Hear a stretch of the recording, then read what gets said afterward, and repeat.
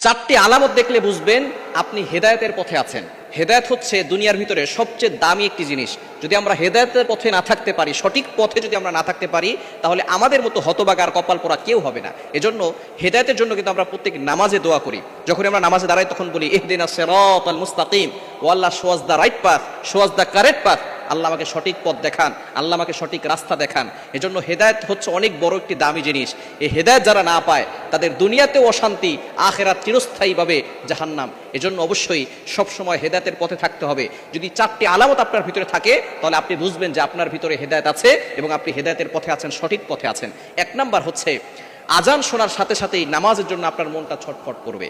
যদি আপনি হেদায়েতের পথে থাকেন তাহলে আজান শোনার সাথে সাথেই আপনার মন নামাজের জন্য ছটফট করবে।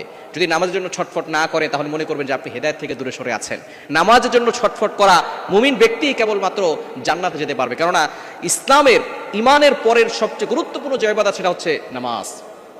নবীজি সাল্লাল্লাহু আলাইহি ওয়াসাল্লাম জানিয়ে দিয়েছেন, আউয়ালু মা ইউহাসাবু বিহিল আবদু ইয়াউমাল কিয়ামাতিস সালাহ, on the day of resurrection the first prayer will be calculated. কিয়ামতের দিন সর্বপ্রথম বান্দার নামাজের হিসাব নেওয়া হবে। এজন্য নামাজের সাথে সম্পর্ক বাড়ান। নবীজি সাল্লাল্লাহু আলাইহি ওয়াসাল্লাম জানিয়ে দিয়েছেন, বুখারী শরীফের 1423 নম্বর হাদিস, এখানে 7 শ্রেণীর কথা বলেছেন যারা কিয়ামতের ময়দানে, in the day of judgement, কিয়ামতের ময়দানে আরশে আজিমের নিচে ছায়া পাবে। তার ভিতরে এক নাম্বার হচ্ছে ওয়া রাজুলুন কলবুহু মুআল্লাকুন ফিল মাসাজিদ, যাদের অন্তরটা সব সময় মসজিদের সাথে লেগে থাকে। মসজিদের সাথে যারা অন্তরটাকে লাগিয়ে রাখবে, আল্লাহ পাক রব্বুল আলামিন কিয়ামতের ময়দানে তাদেরকে আরশে আজিমের নিচে ছায়া দান করবেন এবং তারা সঠিক পথে থাকবে, হেদায়েতের পথে থাকবে। এজন্য যখনই আজান দিবে সাথে সাথে আপনি নামাজের জন্য চলে যাবেন। এক নাম্বার হচ্ছে আজান দেওয়ার সাথে সাথে যার মনটা নামাজের দিকে ছটফট করে, নামাজ না পড়তে পারলে ভালো লাগে না, সে হেদায়েতের পথে আছে। 2 নাম্বার হচ্ছে যাদের কোরআন তেলাওয়াত শুনতে খুব মজা লাগে। কোরআন তেলাওয়াত হচ্ছে এমন একটি কোরআন, এই কোরআনের ভিতরে মুজিজা রয়েছে।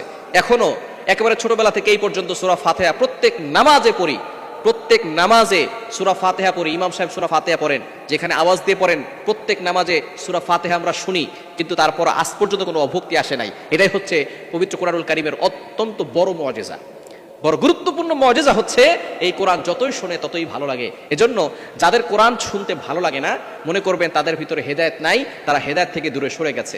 এজন্য যদি আপনার কোরআন শুনলে ভালো লাগে, অন্তর পরিষ্কার হয়, কোরআন শুনলে ঈমান বেড়ে যায়, তাহলে মনে করবেন যে আপনি হেদায়েতের পথে আছেন, আপনি সঠিক পথে আছেন।